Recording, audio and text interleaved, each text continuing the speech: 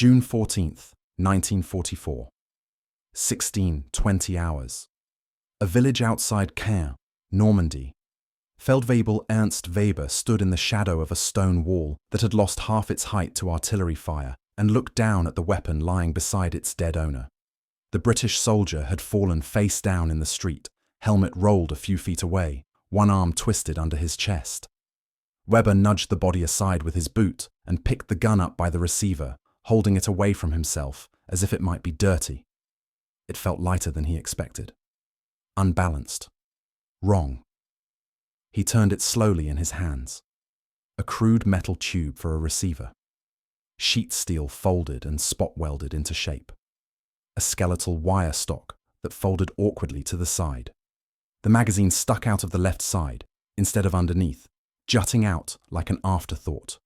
There was no wood anywhere, no craftsmanship, no polish.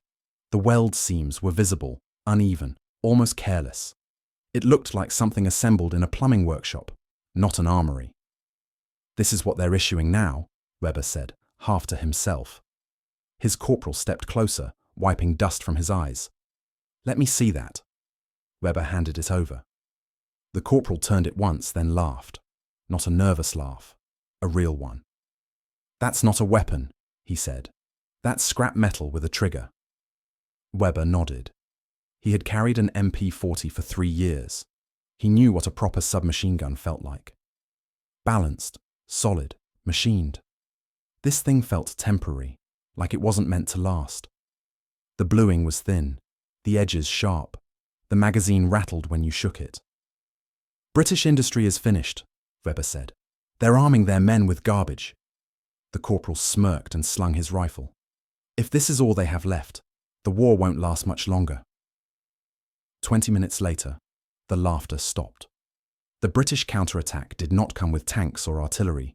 It came with movement, men appearing where they hadn't been seconds earlier, through gaps in rubble, from doorways and alleys, close enough that Weber could see faces through the smoke. The sound that followed was constant and unfamiliar. Not the sharp, controlled bursts of MP40s his squad rationed carefully. This was heavier, slower. A rough, grinding roar of automatic fire that didn't pause.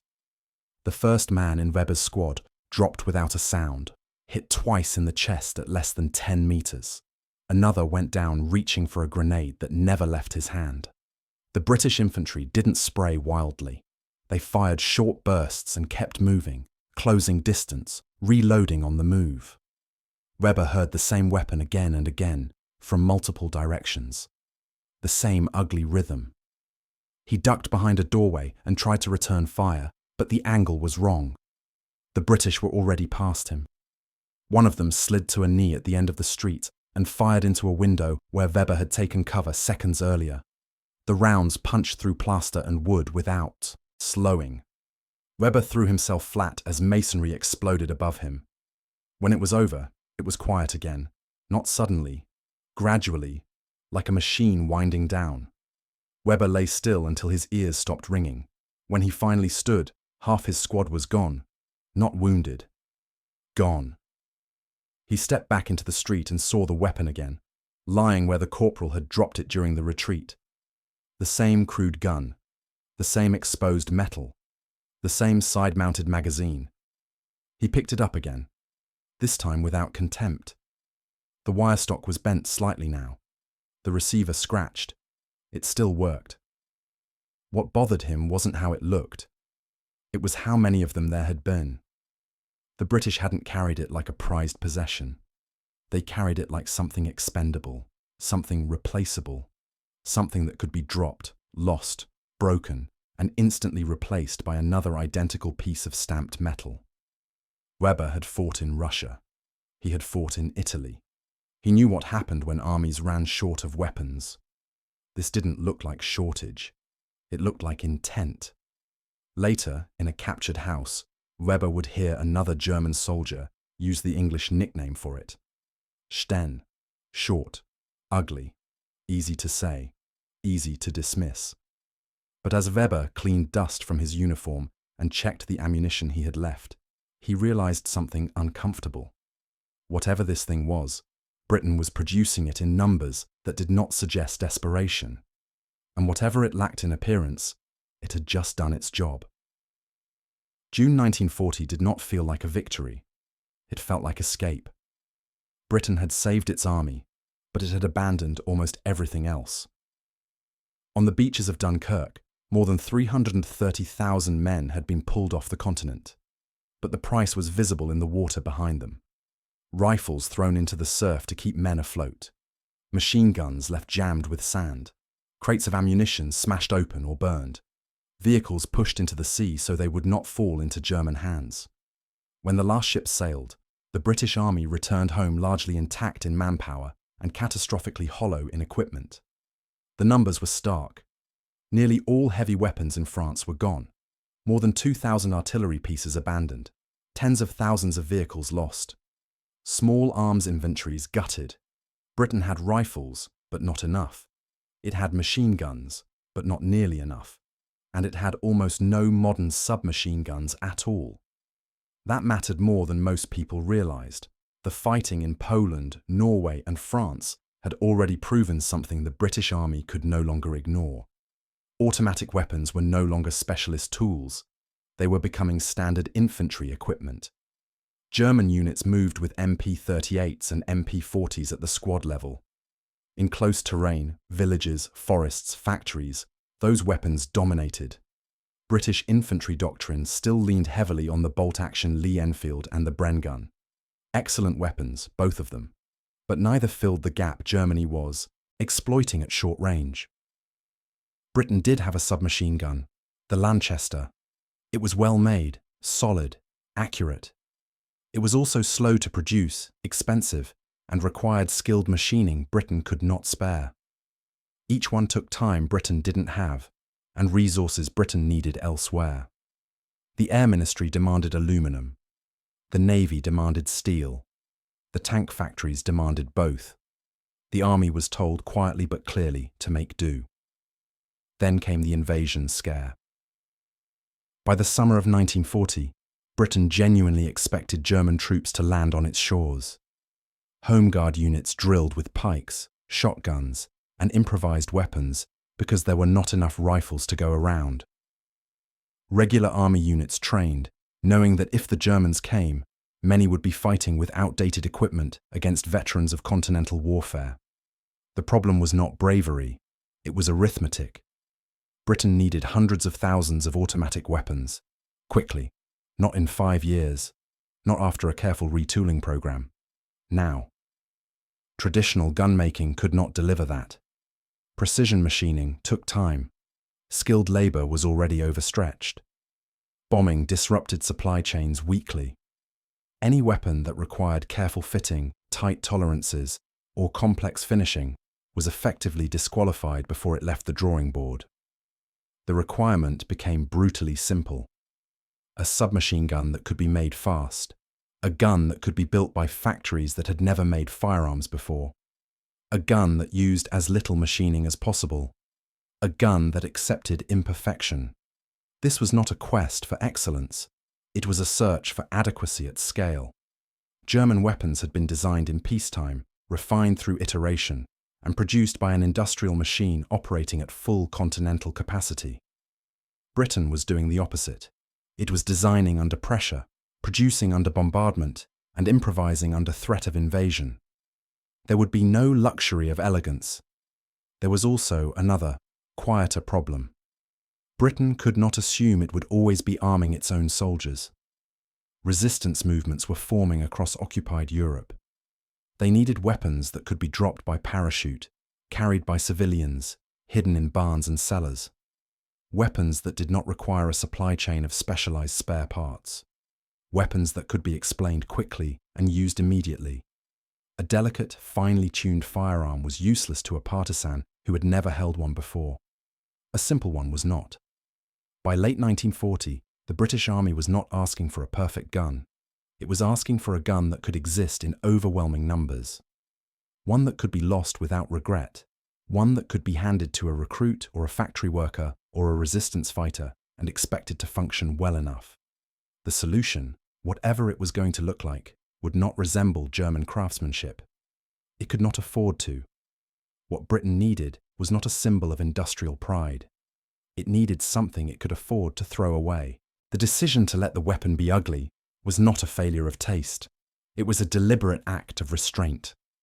In early 1941, at the Royal Small Arms Factory at Enfield, the men tasked with solving Britain's submachine gun problem were not chasing innovation. They were stripping it away. Major Reginald Shepherd and Harold Turpin were not trying to outdo German engineers or produce something that would impress soldiers on parade. Their brief was narrower and far more dangerous. Create a gun that could be built faster than Britain could be bombed. Every conventional instinct had to be suppressed. Traditional firearms design prized precision, tight tolerances, and careful finishing. That entire philosophy had to go.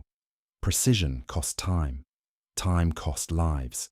The starting point was blunt reality. Britain did not lack steel, but it lacked the capacity to machine it finely at scale. Milling machines were booked years in advance.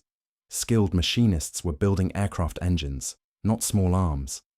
If a gun required careful fitting by an experienced worker, it was already too slow.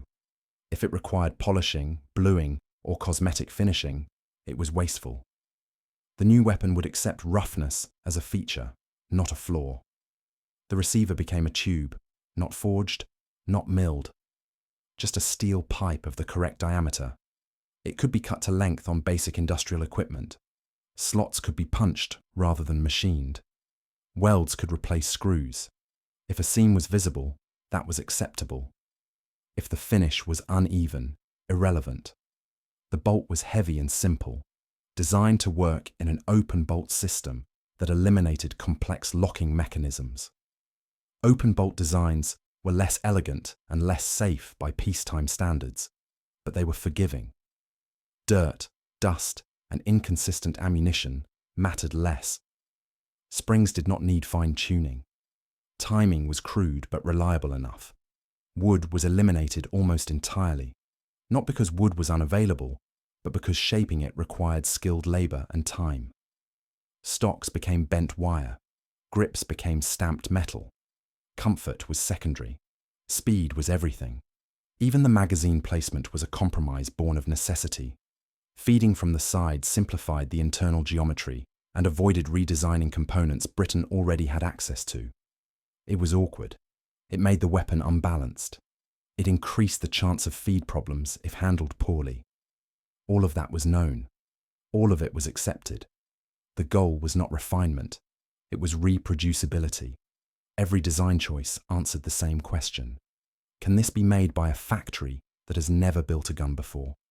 Can it be assembled by workers trained in weeks rather than years? Can parts be swapped without fitting? Can tolerances be loose enough that imperfections do not stop production? If the answer was no, the feature was removed.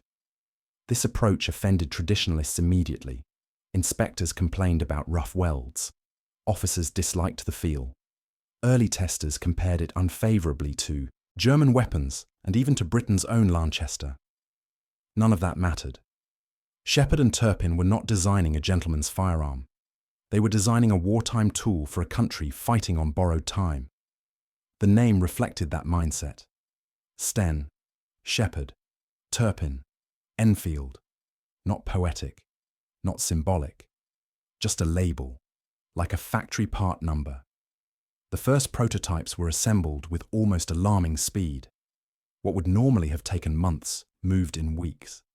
Not because the engineers rushed, but because there was so little to refine. There was nothing to polish, nothing to beautify. The gun went from drawing board to firing range without ceremony. It worked. Not perfectly, but it worked. And more importantly, it could be copied. Factories that produced bicycles, furniture, even toys could be adapted to produce components. Parts could be subcontracted widely without fear that minor variations would cripple the weapon. If one plant was bombed, another could take over.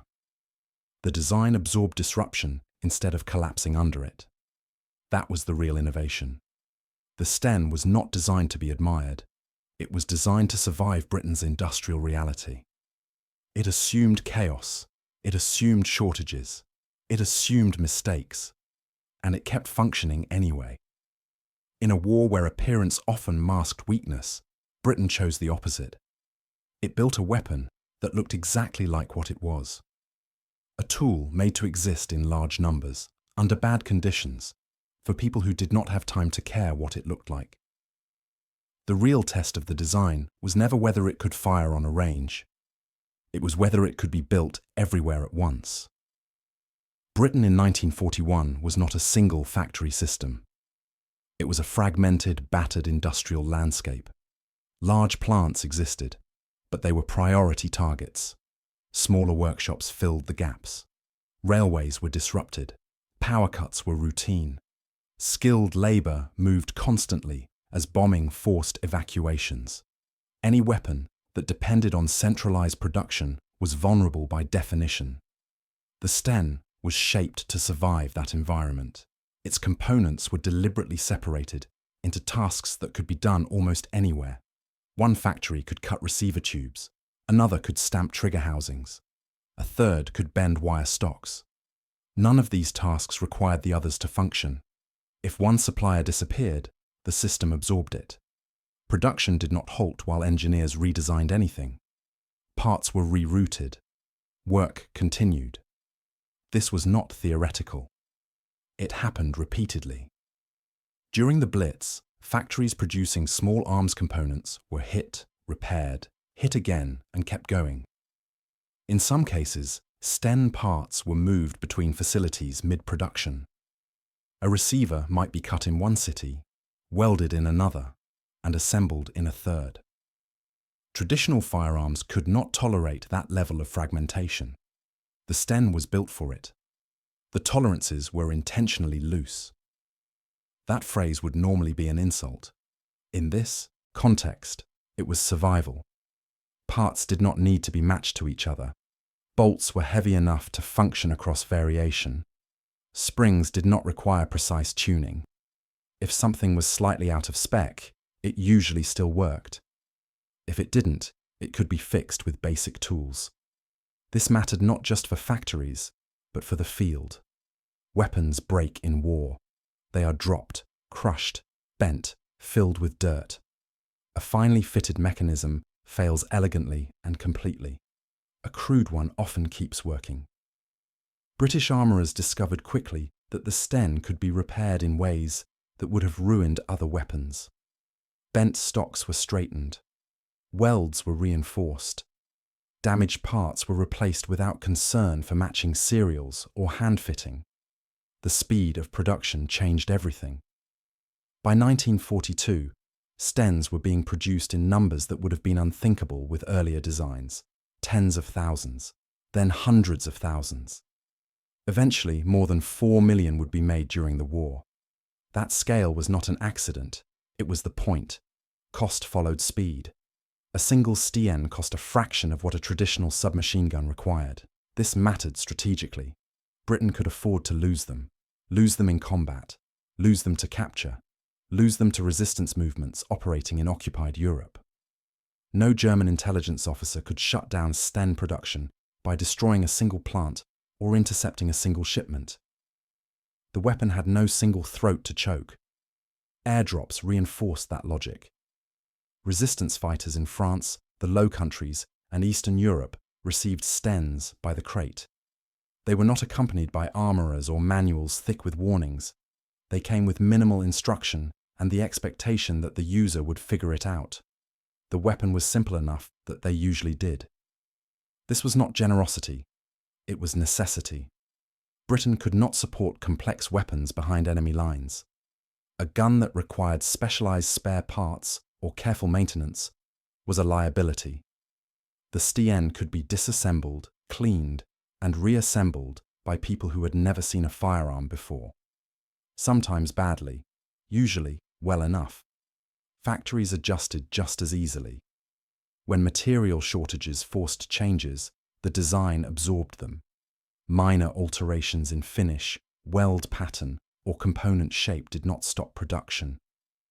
New marks appeared not because engineers wanted improvement, but because factories needed flexibility. The Sten evolved the way a wartime organism evolves. Pragmatically, under pressure, German intelligence noticed the numbers before they understood the logic. Reports from the field described Stens appearing everywhere. Captured examples showed inconsistent finishes and small variations that suggested decentralization. This was misread as sloppiness. It was not. It was resilience. A weapon designed to be built beautifully must be built carefully. A weapon designed to be built everywhere must be built crudely. The Sten belonged to the second category. By choosing a design that could exist in fragments, Britain removed one of Germany's most powerful advantages. Precision industry is fragile under sustained attack. Distributed production is not. The Sten did not depend on mastery. It depended on multiplication.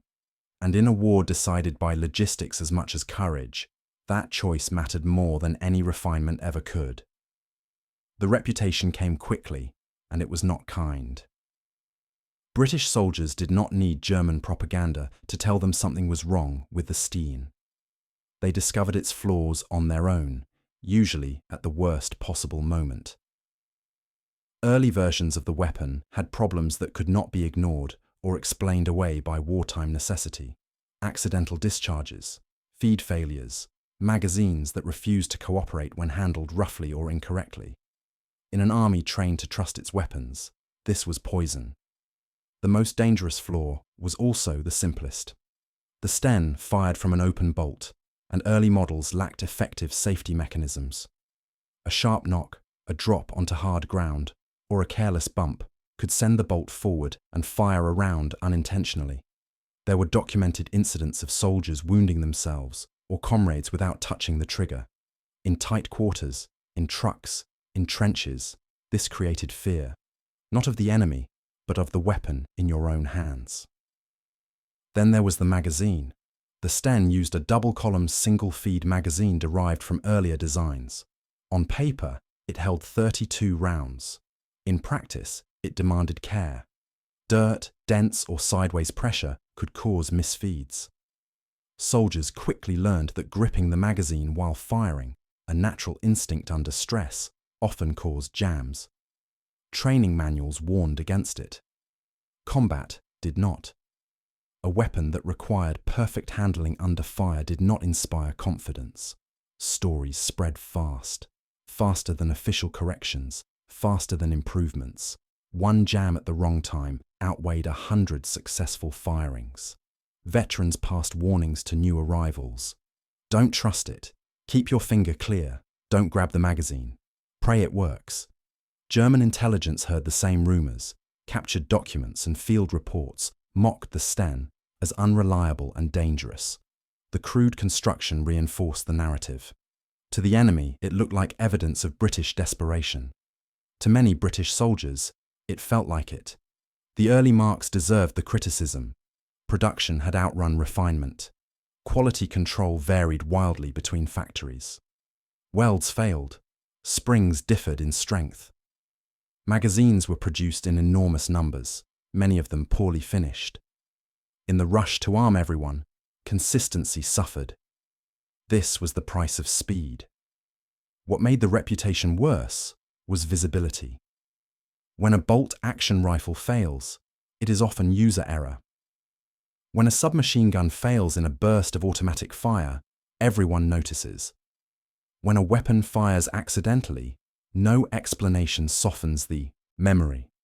Officers complained, armourers complained, reports piled up, and yet the weapon did not disappear. Instead, it kept arriving, in crates, in trucks, in parachute drops. Units that disliked it were still issued it. Resistance fighters who had no alternatives took it gladly. The contradiction deepened. How could a weapon so disliked be produced in such numbers? The answer was not denial. The British Army did not pretend the problems did not exist. They adjusted around them. Training changed first. Soldiers were drilled to handle the Sten differently from other weapons. Never carry it with a round chambered unless necessary. Keep the bolt back when moving. Use the magazine housing, not the magazine, as a grip. Load fewer than the full 32 rounds to reduce spring pressure. None of this made the weapon elegant. It made it survivable. Small changes followed. Incremental, not revolutionary.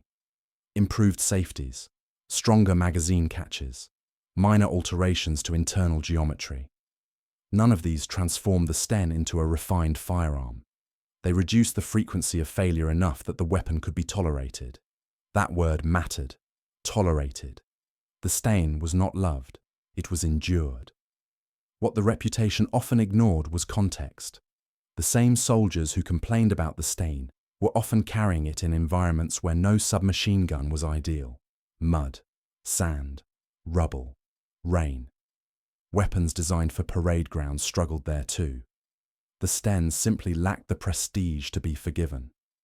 There was also selection bias. A Sten that worked was unremarkable. A Sten that failed became a story. Those stories accumulated until they defined the weapon more than statistics ever could. And still, it remained in service, because even its critics understood the alternative. Without it, many units would have nothing at all. A flawed automatic weapon was still better than no automatic weapon. A gun that might jam was preferable to a rifle that could not deliver suppressive fire at close range. The Sten's reputation was real, earned and damaging, but it did not outweigh the one thing Britain could not replace: availability. As long as the weapon existed in overwhelming numbers, it would continue to be issued, regardless of what soldiers said about it. The turning point did not come from a redesign. It came from acceptance.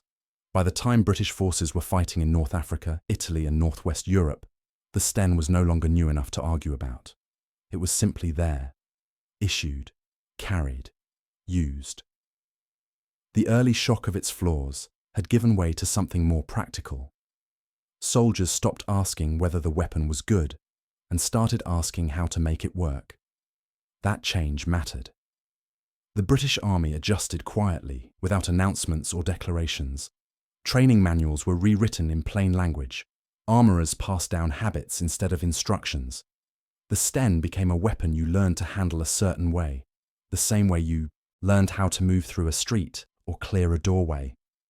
Not because doctrine demanded it, but because experience did.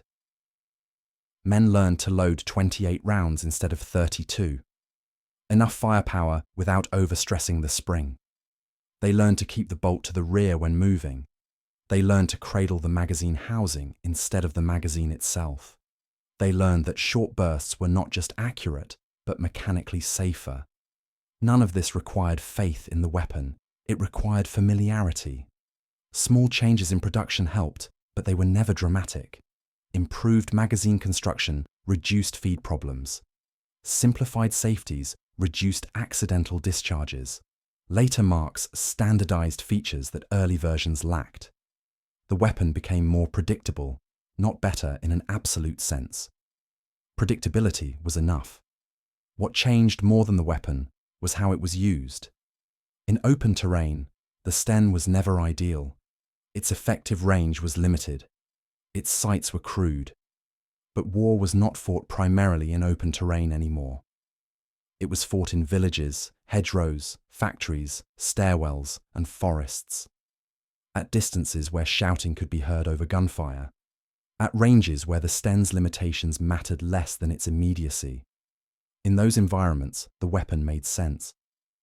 British units learned to assign Stens deliberately. Point men, patrol leaders.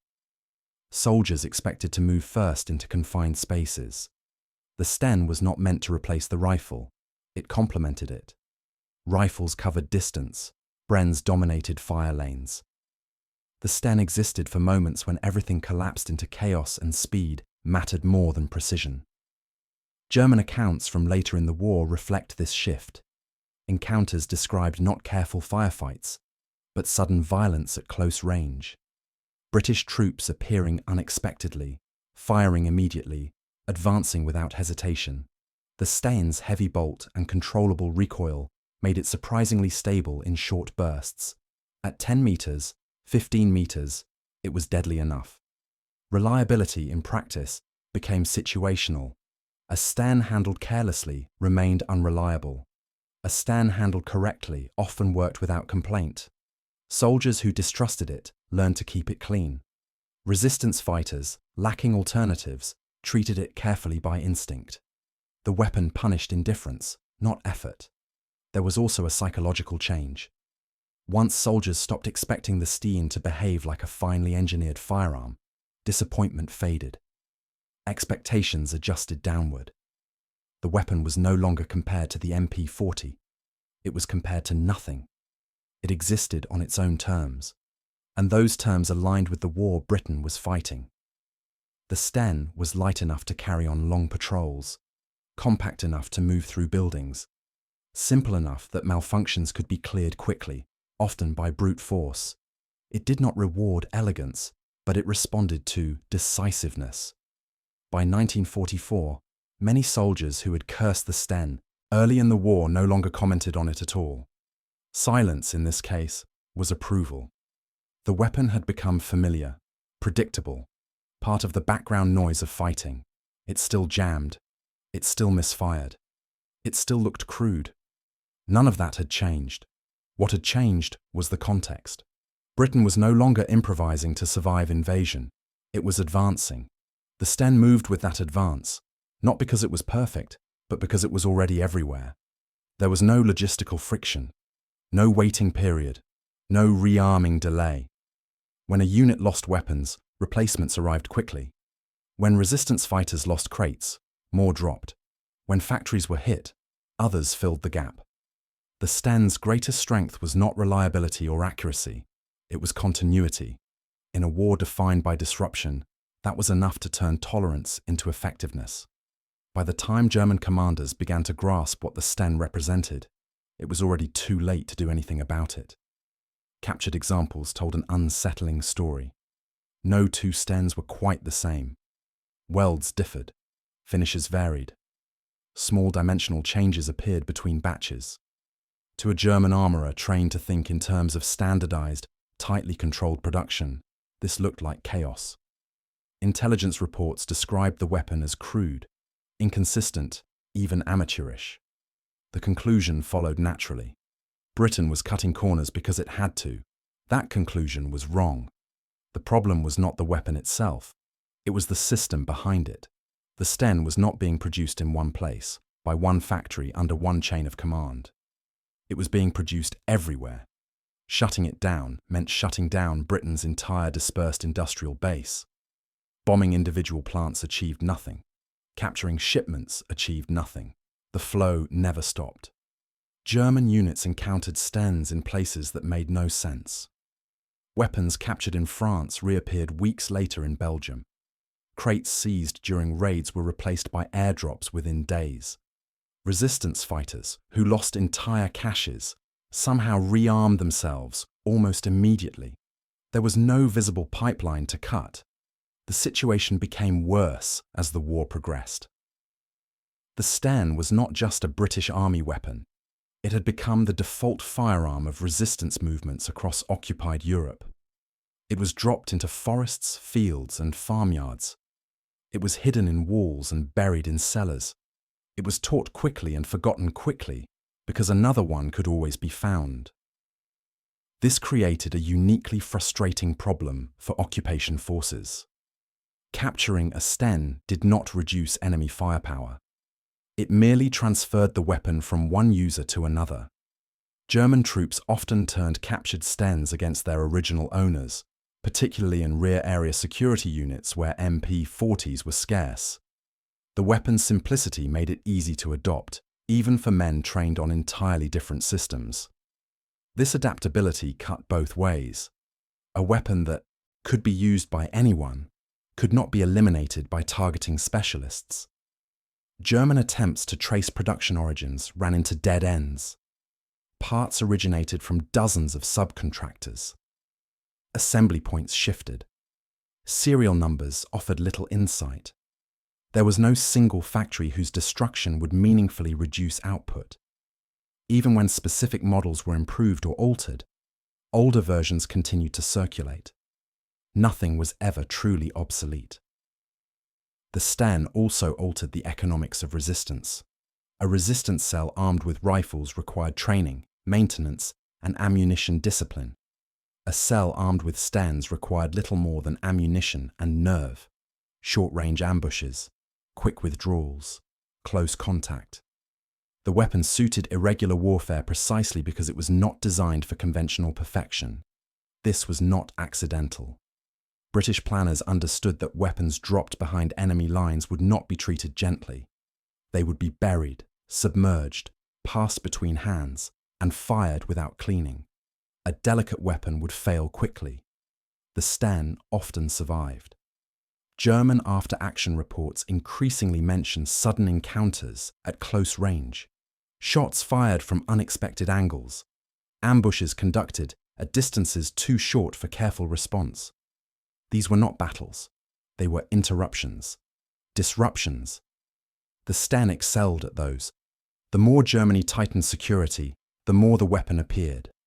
Increased patrols encountered more resistance. Sweeps uncovered caches that were replaced almost immediately. Each captured Sten became evidence not of success, but of scale. There was also a psychological effect. German soldiers began to associate the weapon, not with British regulars, but with uncertainty. A Sten could be in the hands of anyone, a civilian moments earlier, a partisan pretending to be a farmer, a teenager acting as a courier. The weapon blurred lines that occupation forces depended on. It was not feared because it was powerful. It was feared because it was everywhere and unpredictable. Attempts to suppress resistance often backfired. Confiscated weapons were replaced. Arrested fighters were replaced. The Sten did not require infrastructure to reappear. It required only delivery. By late 1944, the weapon had become part of the landscape of occupation itself. German units no longer remarked on its appearance. They remarked on its persistence. No matter how many were taken, more followed. The Sten had achieved something rare. It had removed the enemy's ability to meaningfully degrade a weapon system through conventional means. There was nothing to destroy that mattered enough. The weapon could be dismissed. It could be mocked. It could be captured. It could not be stopped. The paradox resolved itself in places where the war collapsed into seconds. The Sten was never meant to dominate open ground. It was not built to trade fire across fields or suppress enemies at distance. In those situations, rifles and machine guns still mattered more. But the war Britain was fighting by 1943, and 1944 increasingly unfolded in confined spaces where distance disappeared without warning. Villages shattered by artillery, factory floors choked with machinery, stairwells, corridors, hedgerows, and doorways, where sightlines ended almost as soon as they began. At those distances, elegance stopped mattering. The Sten's short barrel and open bolt design produced a controllable, steady burst at close range. Its recoil was not violent. Its weight, concentrated forward by the bolt, kept the muzzle from climbing too aggressively. A trained soldier firing 2 or 3 round bursts could keep rounds on target quickly. At 10 meters, 15 meters, the weapon delivered exactly what it was designed to deliver: immediate violence. German soldiers encountered it most often when reaction time was already gone. A door kicked in. A corner turned too late. A hedgerow breached under cover of smoke. The Sten did not announce itself with precision fire. It announced itself with proximity. Accounts from German infantry describe engagements that lasted seconds. British troops moving fast, firing first, and not lingering. The Sten was not used to win firefights. It was used to end them before they properly began. In those moments, its lack of refinement was irrelevant. Its simplicity became an advantage. The weapon also encouraged aggression. A soldier carrying a bolt-action rifle thought in terms of cover, spacing, and reload cycles. A soldier carrying a Sten thought in terms of movement. Close the distance, enter the room, keep pressure on. The weapon's limitations pushed its users toward tactics that minimized those limitations. This mattered in urban fighting. In Italy, British units clearing towns learned quickly that a Sten in the hands of a decisive soldier was more useful than a rifle waiting for a clear shot. In Northwest Europe, village fighting repeated the lesson. The first man through the door often decided the outcome. The Sten was made for that role, whether intentionally or not. Its effectiveness also came from what it did not demand. It did not demand perfect sight alignment. It did not demand calm marksmanship. It rewarded speed and commitment. In chaotic conditions, those qualities mattered more than precision. There was also the question of suppression. While the Sten could not dominate at range, it could dominate space. A short burst down a hallway or across a room forced reactions. Heads went down. Movement stopped. Even when rounds did not hit, they controlled behavior. That moment of control allowed British troops to reposition, advance, or disengage. The weapon's simplicity also reduced hesitation. There were fewer controls to manage, fewer decisions to make. Bolt back or forward, trigger on or off. Under stress, simplicity mattered. Soldiers under fire did not want to think, they wanted to act. German troops noticed this shift. Later war accounts describe British infantry becoming more assertive in close quarters, less inclined to wait, more willing to push forward aggressively. The Sten did not create that mindset, but it supported it. It removed barriers that might otherwise slow movement. The weapon's shortcomings did not vanish. It still jammed if mishandled. It still punished carelessness. But by this stage of the war, British troops understood it well enough to avoid the worst mistakes. They used it where it worked and did not rely on it where it did not. That selective use made it appear more lethal than it technically was. The Sten was present almost exclusively at moments when it had an advantage. It was absent when it did not. German soldiers encountered it not across fields, but at arm's length. The impression that followed was shaped by those encounters. In resistance warfare, the effect was even sharper. Ambushes conducted at point-blank range. Assassinations carried out quickly and without warning. The Sten's compactness and ease of concealment made it ideal for violence that had to happen fast and end faster. Survivors remembered the weapon not because it was accurate, but because it arrived too close to avoid. The Sten became deadly not because it overcame its flaws, but because it was used in ways that made those flaws irrelevant. It did not try to be more than it was. It existed in the narrow slice of combat, where its design choices aligned with reality. That alignment, repeated thousands of times across Europe, turned a weapon built for speed and economy into one that earned a reputation it was never designed to seek. When the war ended, no one celebrated the Sten. It did not appear in victory parades or recruiting posters. It was not polished, engraved, or preserved as a symbol of triumph. Soldiers who had carried it rarely spoke of it with affection. Many were glad to turn it in and never see it again. In the years that followed, Britain replaced it quickly, almost eagerly, with weapons that looked and felt more respectable. That reaction itself was telling. The Sten had never been meant to last beyond the war that created it. It was a product of emergency, shaped by shortage, urgency, and fear. Once those pressures lifted, the logic that justified it faded as well. Britain no longer needed to accept ugliness in exchange for speed. It could afford refinement again. But the disappearance of the Sten did not erase what it had done. By the end of the war, more than 4 million had been produced. They had armed regular units, airborne troops, commandos, and resistance fighters across an entire continent. They had been dropped from aircraft, buried in fields, hidden in walls, and passed from hand to hand in occupied cities. They had appeared wherever Britain needed violence to exist without delay. The weapon's legacy was not found in design excellence, but in consequences. It allowed Britain to rearm itself after catastrophic loss. It allowed an army, stripped of equipment, to regain automatic firepower in months instead of years. It allowed resistance movements to function without dependence on fragile supply chains. It allowed Britain to project force far beyond what its peacetime industry should have permitted. No single battle was won by the Sten alone. No campaign turned because of its presence. That was never how it worked. Its impact was cumulative, quiet, and difficult to quantify. It shortened fights at close range. It made ambushes viable. It made occupation more dangerous. It multiplied pressure in places where pressure already mattered.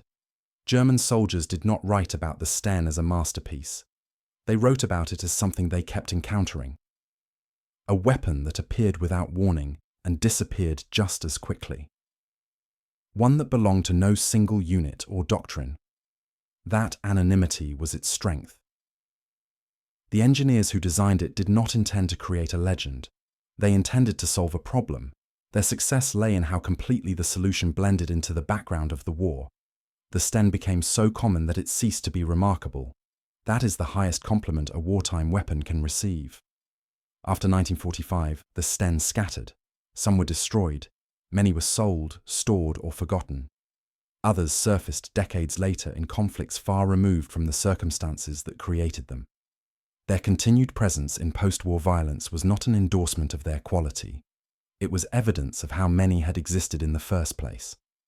Historians would later debate whether the Sten was good or bad. That question misses the point. It was adequate when adequacy was enough. It was expendable when expendability mattered. It was crude because crudity was faster than perfection. Britain's ugliest gun did not become deadly by becoming better. It became deadly by becoming unavoidable. Wherever British forces moved, it followed. Wherever resistance formed, it appeared. Wherever Germany tried to impose control, it complicated that control. The Sten did not demand admiration. It demanded acceptance. In a war decided not just by brilliance, but by endurance, that acceptance proved decisive. The weapon did exactly what it was built to do. It existed when Britain could not afford anything else.